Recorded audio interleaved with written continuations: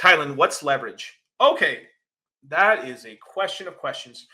In a way, it's basically you're borrowing money under certain guidelines. So there's certain rules that you can do for bar. So it's basically a way for it's borrowing money that you don't have, and then if it works in your favor, you kind of get you kind of get the added benefit of having all that extra money. And if it goes against you, you lose all your money. So let me give you an example.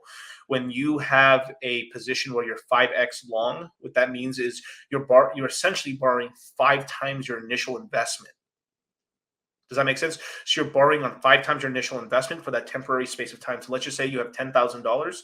So let's just say you buy $10,000 of Ethereum, and what'll happen is it's like you have $50,000 of Ethereum. So when Ethereum goes up, you just don't go up 5%, you go up 25. And you're like, damn. So when you end up selling that position off, you gain that 5% in at $50,000 of valuation, basically, give or take. It's roughly. I mean, the math is not 100% correct there, but basically that's what it is. But there it comes with the risk. But if that position goes down 20%, 10%, you lose a massive amount of that 10,000%. So let's just say, as an example, you're 5x long and it goes down 20%. The price of Ethereum goes from $1,800 down to $1,600, and you get stomped out. They take all $10,000 from you.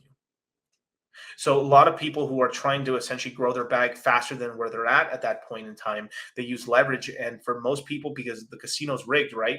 These houses and these places that offer leverage see your trades, see all trades, and then they, through checking out through math and sort of an algorithm, they can figure out, hey, if we can bring down the price of a coin that all these guys are long or short on, we bring it up 10%, 15%, or we bring it down 20%, we can fucking liquidate these motherfuckers and take home a huge amount of money.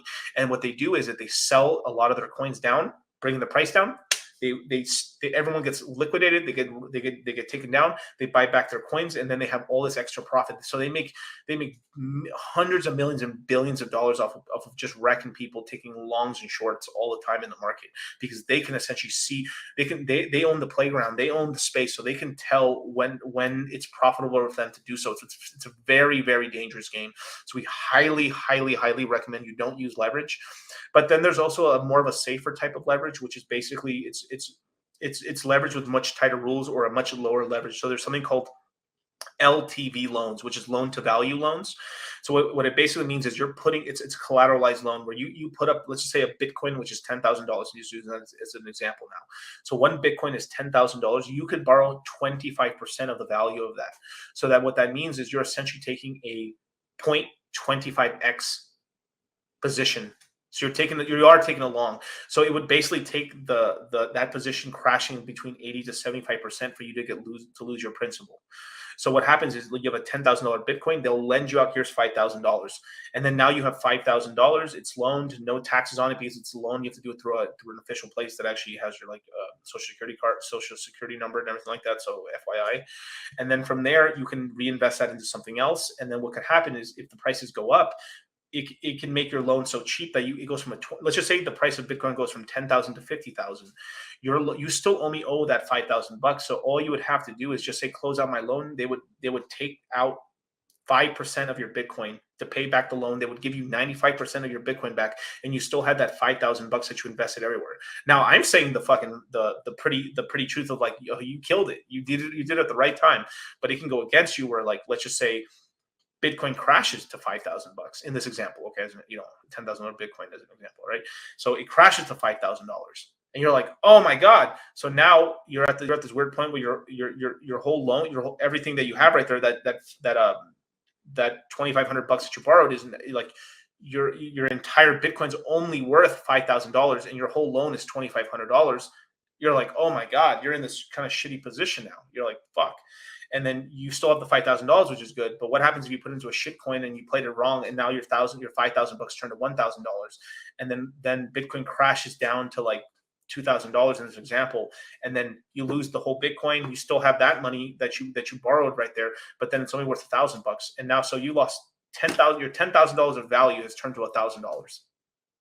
Oh, And that happens to people because they tend to borrow at the all-time highs because that's when their stack is worth the most, and they're like, "Yeah, I'm gonna be able to make moves and stuff." So it's still leverage, right? And there's a different type of leverage where you put like 20% down on your house, right?